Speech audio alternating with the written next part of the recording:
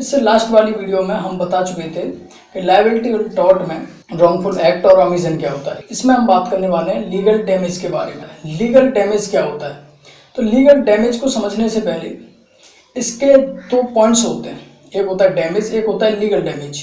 इनमें फ़र्क क्या होता है, इनको समझना जरूरी है।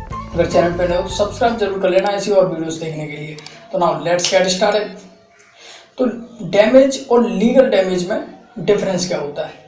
डैमेज वो होता है जिसमें आपको पैसे की, स्वास्थ्य की और सुख की हानि हो जाती है, और लीगल डैमेज वो होता है जो लॉ द्वारा आपको राइट्स दिए गए हैं उनका वायलेट कोई कर देता है। इसमें दो सिद्धांत भी दिए गए हैं, डैमनम साइन इंजूरिया एंड इंजूरिया साइन डैमनम।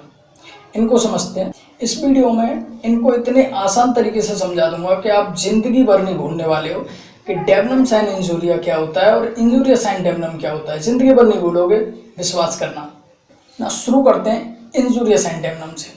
तो इसका मीन समझ लेते हैं। इंजूरिया का मीन्स होता है हानि, और साइन का मतलब होता है विदाउट, डैमनम का मतलब होता है क्षति। इंजूरिया का मतलब कौन सी इंजरी? लीगल राइट वाली। ये जो मैं बता रहा हूँ इन्हें याद रखना, आप जिंदगी भर नहीं भूलोगे। इंजूरिया कौन सी वाली हानि हो रही है आपको? लीगल राइट वाली। साइन यानी कि विदाउट, और क्षति जो डैमेज का मतलब है। डैमेज कौन सा? पैसों का, स्वास्थ्य का या फिर सुख का डैमेज होगा, वो होगा क्षति के अंतर्गत फॉल करेगा। अब इसको विस्तार से समझते हैं। इसका मतलब हुआ बिना क्षति के हानि, मतलब हानि हुई है बिना क्षति के। लीगल डैमेज हुआ है बिना क्षति के। अगर लीगल डैमेज होगा तो वहाँ पे आप दूसरे पे केस कर सकते हो। अगर आपको कोई इंजरी करेगा यानी कि लीगल डैमेज यानी कि लीगल राइट का कोई वायलेट करेगा तो आप दूसरे पे केस कर सकते हो। वहीं पे अगर कोई आपका डैमेज कर देगा तो आप नहीं कर पाओगे। उदाहरण के माध्यम से समझाता हूँ। इंजरी का मतलब आपको याद रखना है लीगल राइट। विदाउट का मतलब तो साइन का मीन्स तो विदाउट होता ही होता है। डैमेज का मतलब होता है धन से लेके, स्वास्थ्य से लेके हेल्थ से यानी कि, और सुख से लेके डैमेज। इंजरी का होता है लीगल राइट। इसमें एक मामला था एसबी बनाम वाइट नाम से। एसबी बनाम वाइट। इसमें जो वादी था वो डालने गया वोट डालने गया, तो वहाँ पे जो इलेक्शन कमीशन के जो लोग बैठे थे उसने उसका वोट लेने से मना कर दिया। उन्होंने उसका वोट नहीं लिया। जो वो प्रत्याशी को चुनना चाहता था, हालांकि वो जीत गया, लेकिन उसने फिर भी केस कर दिया उन इलेक्शन सर्विस के जो कमीशन के जो लोग थे उन पे, इन्होंने मेरा वोट नहीं लिया। इलेक्शन कमीशन के जो लोग थे उन्होंने डिफेंस लिया कि ये जो जिसको वोट देना चाहते थे वो जीत चुका है, इनको कोई हानि नहीं हुई है। तो न्यायालय ने कहा कि कोई भी हानि नहीं हुई है, लेकिन इनके जो लीगल राइट था उसका तो वायलेशन किया है ना आपने। दूसरा उदाहरण लेते हैं। दूसरा उदाहरण है म्यूनिसिपल बोर्ड बनाम अशरफी लाल। ठीक, इसमें भी ऐसा ही हुआ।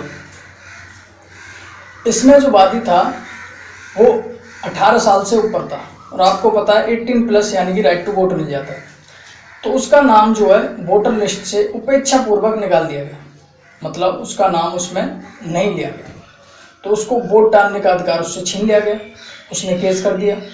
ठीक वैसे ही तो यहाँ पे उसको कोई हानि नहीं हुई, वोट न डालने से कोई हानि नहीं हुई, लेकिन उसका लीगल राइट तो वायलेट हुआ है, इसीलिए ये वाद योग्य हो जाता है। तो आपके समझ में आ गया होगा, अगर किसी को इंजरी हो रही है, चाहे वो बिना किसी नुकसान के हो रही है, लेकिन लीगल राइट का वायलेशन हो रहा है, तो वहाँ वो उस पर केस कर सकता है और उसको नुकसानी भरनी पड़ेगी, प्रतिवादी को नुकसानी देनी पड़ेगी वादी को। अब बात करते हैं डैमनम साइन इंजूरिया की। मतलब डैमनम का मतलब तो आपको मैंने बता ही दिया अभी, यानी कि धन, स्वास्थ्य या फिर सुख, और विदाउट यानी कि साइन का मतलब विदाउट। इंजरी का मतलब लीगल राइट, बिना लीगल राइट के हुई डैमेज।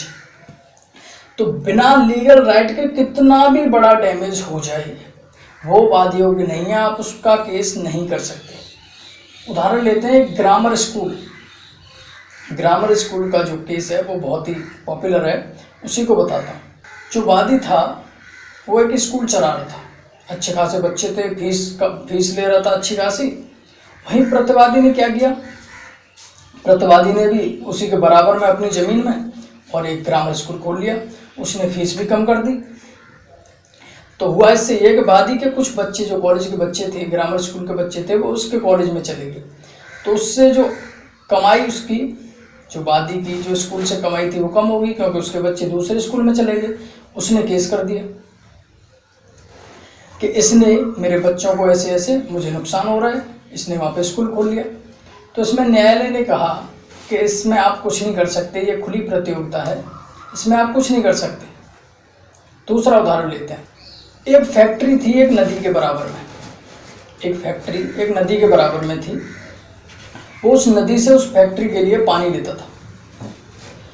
वहीं दूसरे ने दूसरी साइड पे अपनी जगह में एक कुआं खुदवा दिया।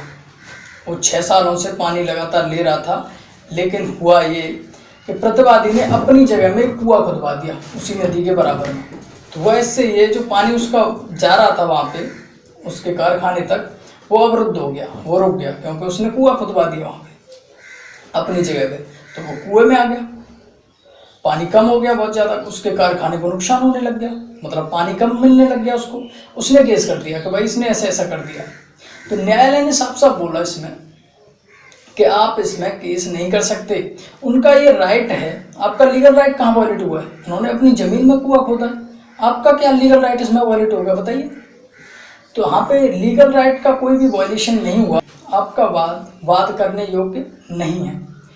उसने अपनी जगह में कुआं खोदा है, उसका ये राइट है कि वो कुआं खोदे या कुछ भी खोदे उसमें अपनी ज़मीन में, समझ रहे हैं? तो इसमें आपको याद करने की एक टिप दे दूँ, एक बोनस टिप दे दूँ, आप जिंदगी भर कभी भूलेंगे नहीं। दोनों को देख लीजिए, इंजुरिया साइन डेमनम एंड डेमनम साइन इंजुरिया। अगर इंजुरी से वो शुरू हो रहा है तो यानी कि हानि उसको हुई है। डेमनम से शुरू हो रहा है, डेमनम साइन इंजुरिया, तो डेमनम में यानी कि डैमेज कितना भी हो जाए केस नहीं कर सकता कोई। अगर किसी को इंजरी हो रही है तो वो केस कर सकता है। तो उम्मीद करता हूँ वीडियो पसंद आई हो तो लाइक करना। ऐसी और भी कोई कन्फ्यूज़न हो, आपका कुछ भी पूछना समझना हो जानना हो तो कमेंट कर देना। चैनल पर नए हो तो सब्सक्राइब जरूर करना। नेक्स्ट वीडियो में।